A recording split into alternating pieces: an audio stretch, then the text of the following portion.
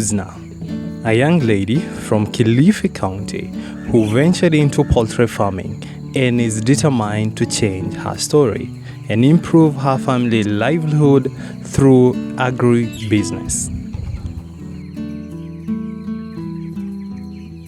You see, until recently, Husna was among millions of unemployed youths in Kenya, which left her at the mercy of despair.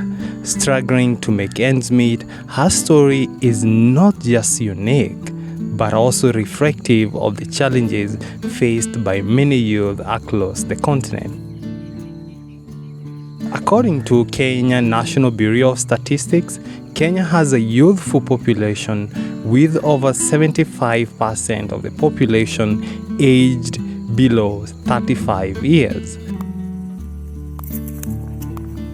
This is what they call a youth badge, and it's actually becoming what a global phenomenon, and Kenya is no exemption.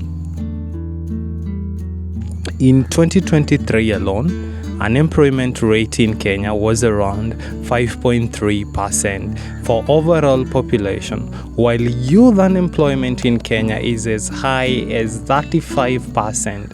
It's just unbelievable to say more than 4.5 million of young men and women are actually unemployed. Now this presents a ticking time bomb, tick-tock.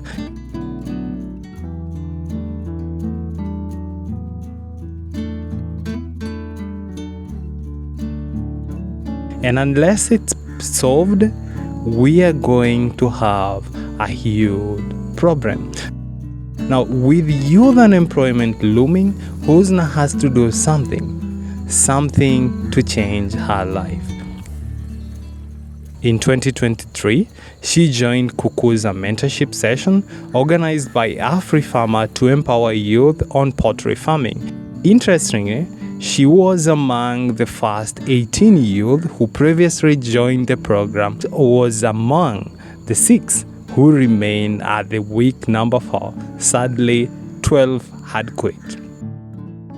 After mentorship, still she couldn't start her entrepreneurial venture.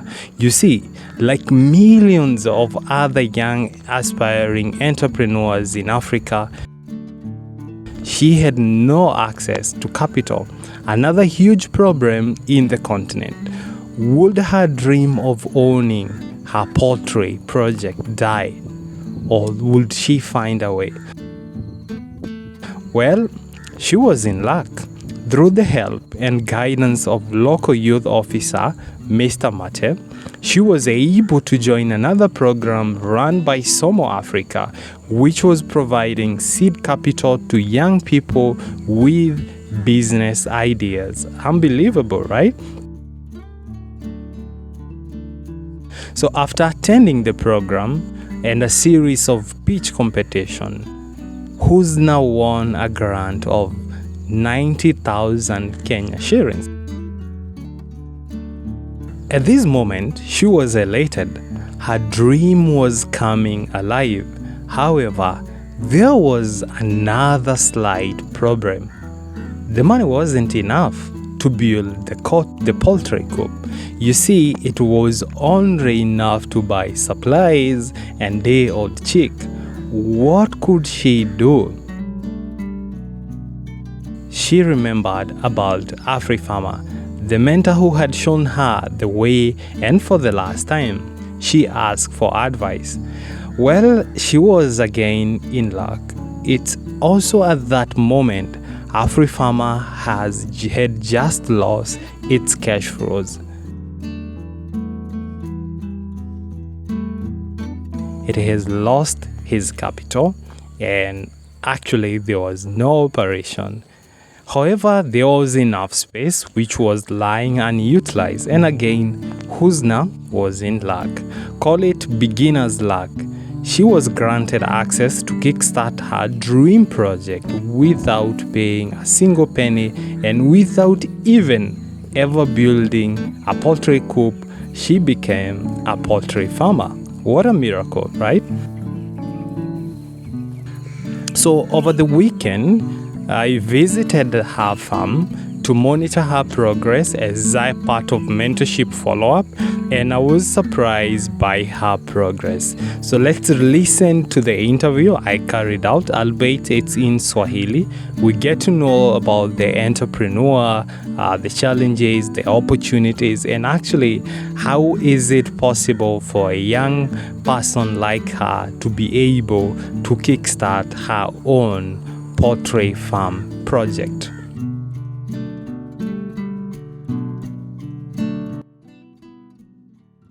Hamjambo, kwa majina naitwa Reality Husna Katana. Mimi ni mkazi wa Kilifi County, Kenya. Mimi ni mkulima mdogo mwenye nadili na poultry farm.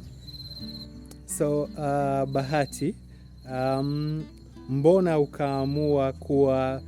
Niliamua kufuga kuku kwa sababu kwa eneo langu ama kwa kijiji changu hakuna kuku ni broiler hakuna, wenye wako ni hawa kienyeji.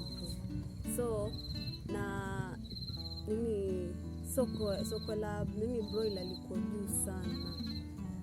Na okay, maybe before we talk even the market broilers, then is there something that maybe motivated you also as well kuingia kwa poultry farming? Yeah, iko yenye motivate me mpaka kuingia huko kwa sababu hawale take 6 months kama improved. It's only 30 days uko tayari na unaweza kuanza. Na je, kabla uanze kufuga kuku ulikuwa na ujuzi ama ndo unasoma ukiendelea? Nilianza kusoma ujuzi alafu ndo nafanya practical nikiendelea.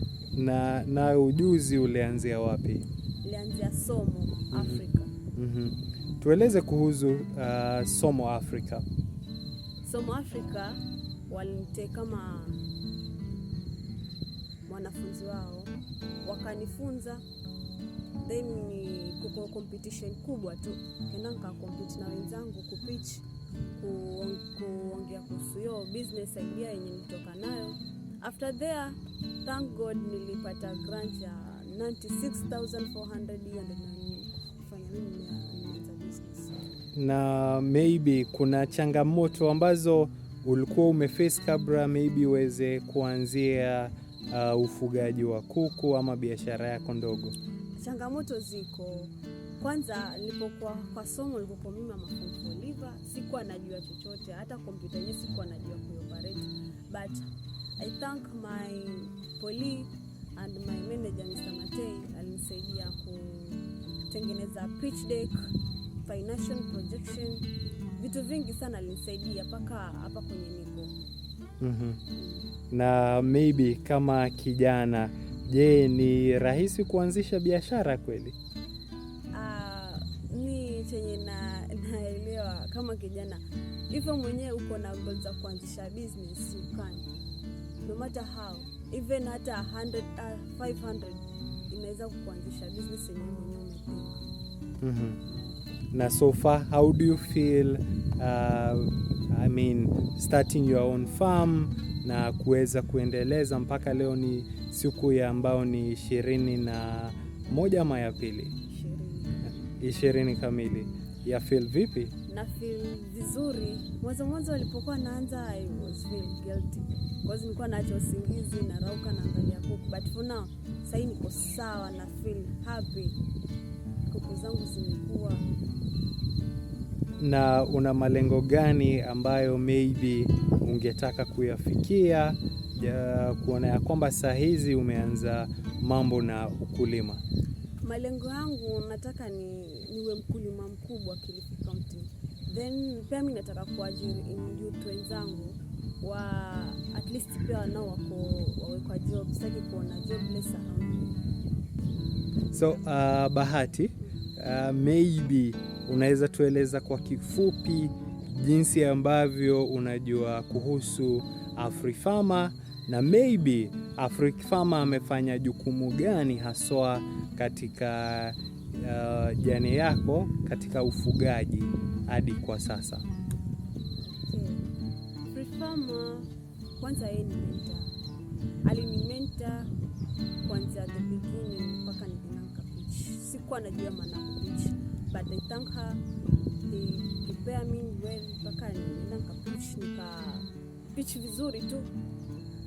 Then yeye ndo guide wangu, mentor wangu. Hata nilipoweka kuku, yeye ndo alikuwa kipaumbele kuni mentor, do this, do that, mpaka kwenye nimefika sasa hivi.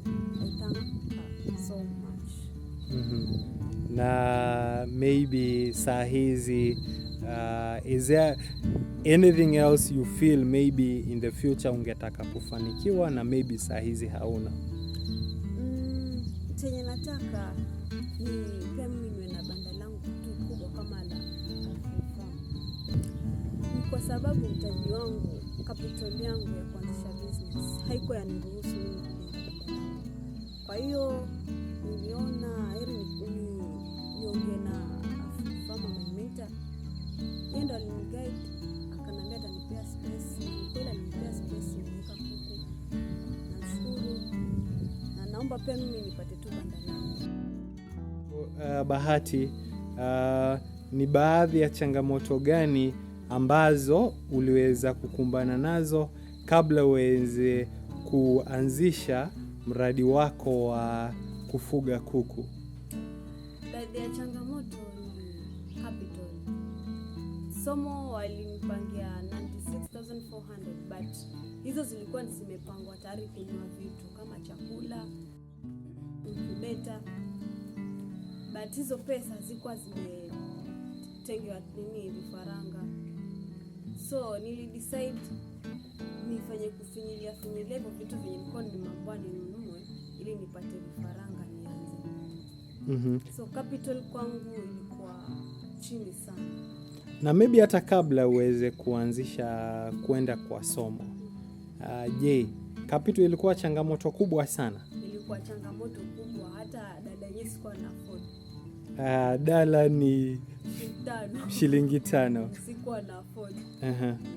Do you think hizi ndo baadhi ya changamoto ambazo zinazuia vijana kuweza kuanzisha biashara ndogo ndogo? Naweza sema ndio, maana pia mimi mwenyewe sikuwa na pesa hata kuanzisha. Na uliweza kupata hizi hela wapi ndo uweze kuanzisha hii biashara yako ya kufuga kuku? Nilipata kupitia Somo Africa. Kupitia Somo Africa ndio nilifanya mimi mpaka sasa hivi ama yangu entrepreneur. Kwa sababu nilipea grant ya 96,400. Walikuwa kiniambia poultry farm ni ngumu, hutaweza kumanage poultry farm kwa sababu iko na kazi ngumu. So mimi nilisema hata kama iko na kazi ngumu, acha nijaribu. Mungu ndiye mwenye ajua. But for now, namshukuru Mungu nimeweza.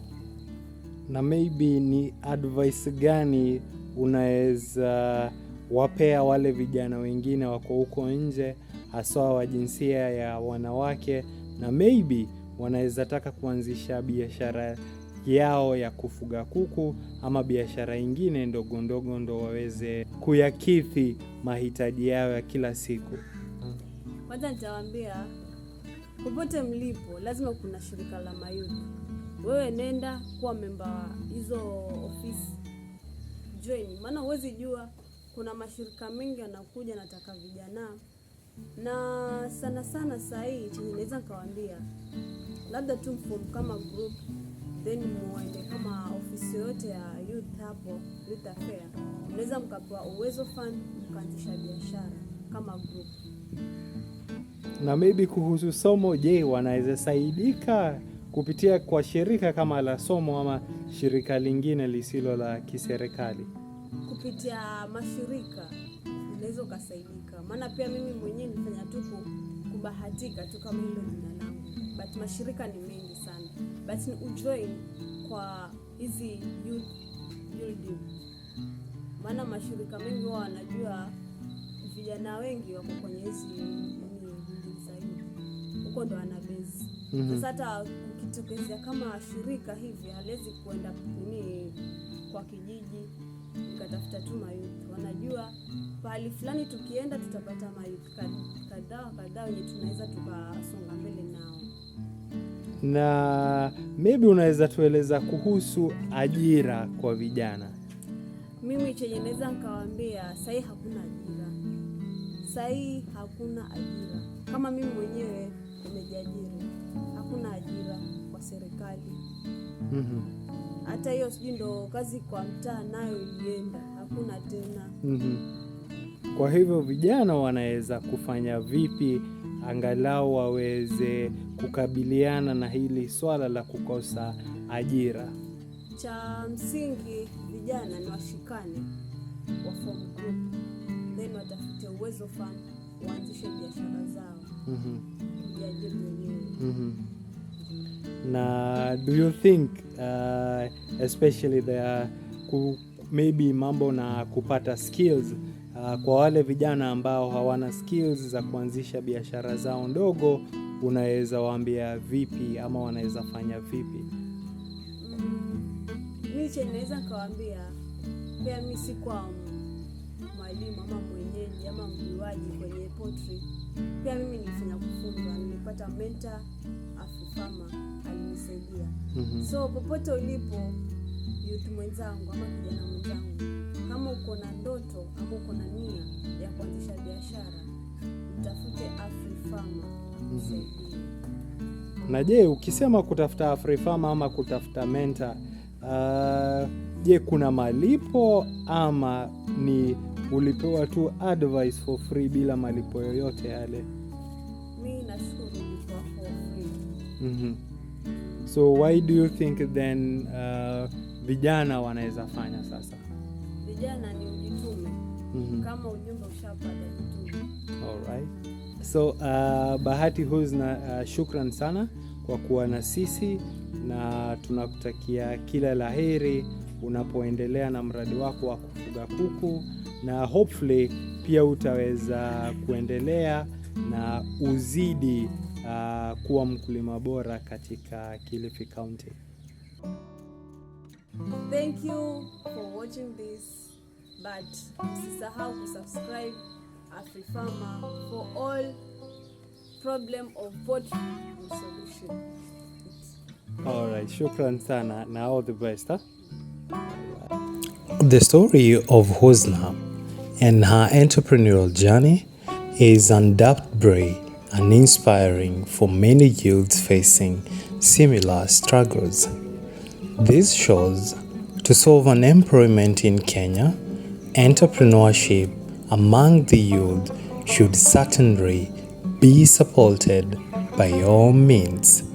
Now, I believe there are 3 key areas which, if they are tackled, then we can be able to promote entrepreneurial culture among the young people. One is government support programs. The second one is access to finance. As we saw, this is one of the biggest issues. And lastly is availability of mentorship programs whereby young people can be coached on how to become entrepreneurs. And to our viewers, if you found this video informative, give it a thumbs up and share it with someone who might benefit from the information. Don't forget to subscribe to Afrifama for more insightful content in agribusiness and entrepreneurship. Until next time, stay informed and empowered. This is a bye-bye from Afrifama. Bye.